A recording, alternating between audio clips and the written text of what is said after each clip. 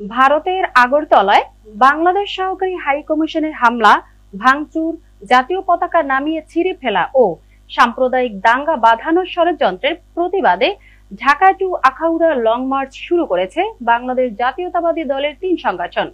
প্রতিনিধি লিটন বিশ্বাস জানান, বুধবার সকাল ৯টায় ভারতীয় আগ্রাসনের প্রতিবাদে নয়াপল্টনে বিএনপির কেন্দ্রীয় কার্যালয়ের সামনে থেকে এই লং মার্চ শুরু করেন যুবদল, স্বেচ্ছাসেবক দল ও ছাত্র দলের নেতাকর্মীরা। লং মার্চের উদ্বোধন করেন বিএনপির সিনিয়র যুগ্ম মহাসচিব রুহুল কবির রিজভী। নারায়ণগঞ্জ জেলা যুবদলের সিনিয়র যুগ্ম আহ্বায়ক খায়রুল ইসলাম সজীব ও যুবদল নেতা ইব্রাহিম সরকার সোহেলের নেতৃত্বে যুবদল, স্বেচ্ছাসেবক দল ও ছাত্র দলের হাজারো নেতাকর্মী নিয়ে সকাল থেকে ঢাকা সিলেট মহাসড়কে কাঁচপুর স্ট্যান্ডে উপস্থিত হন। এ সময় কেন্দ্রীয় নেতৃবৃন্দরা ঢাকা থেকে কাঁচপুর হয়ে আখাউড়া যাওয়ার পথে তাদেরকে স্বাগত জানান।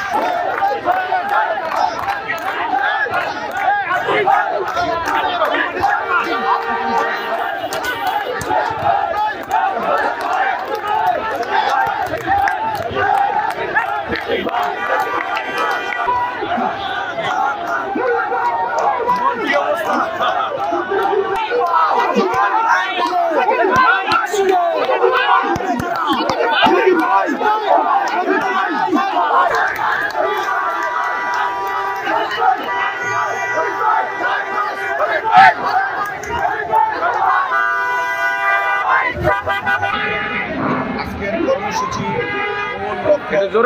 হলো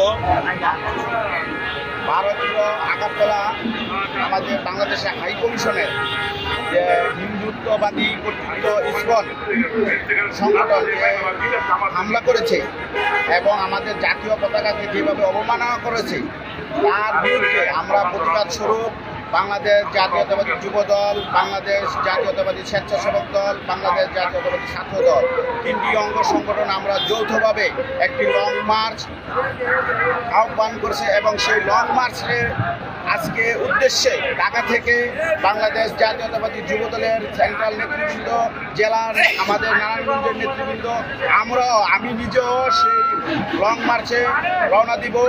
আমি সেন্ট্রাল নেতৃবৃন্দ যাওয়ার পরে আমি রওনা দিব। সেই লং মার্চকে সফল করার লক্ষ্যে আমরা আজ এখানে কাশপুরে অবস্থান দাঁড়িয়েছি।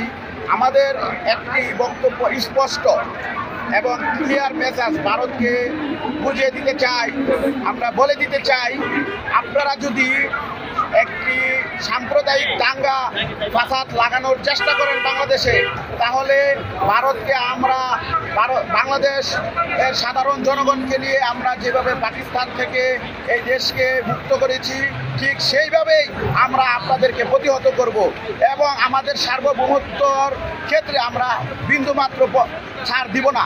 এটাই আমাদের কমিটমেন্ট এবং আমাদের দলের যিনি সংগঠক, যিনি আমাদের জাতীয়তাবাদের জনক আদর্শ শহীদ প্রেসিডেন্ট জিয়াউর রহমান যেভাবে রণাঙ্গনে যুদ্ধ করেছেন, আজ আপনারা দেখছেন একমাত্র বাংলাদেশ জাতীয়তাবাদী দলই রাজপথে রয়েছে ভারত বিরোধী আগ্রাসনের বিরুদ্ধে। ভারত প্রতিটি সময় আমাদেরকে আগ্রাসনমুখী, আমাদের সাথে বৈমাত্রীয় একটি আচরণ করে যাচ্ছে। তারা বিগত সরকারের সময় স্পষ্টভাবে বক্তব্য দিয়েছে যে আমরা বাংলাদেশের বন্ধু। আসলে বন্ধুত্বের আচরণ কি এমন হয়? আপনাদের কাছে প্রশ্ন করলাম, বন্ধুত্বের আচরণ কখনো এমন হয় না।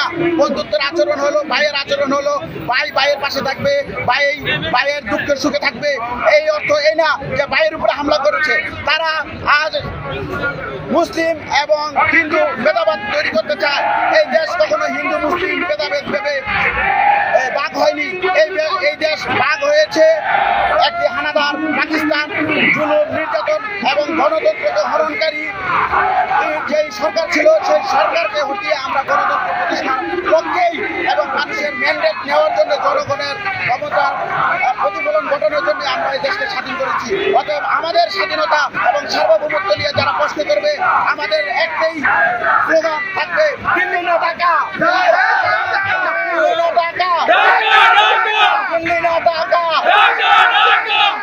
আমি আমার বক্তব্য শেষ করছি। আল্লাহ হাফেজ। বাংলাদেশ জাতীয়তাবাদী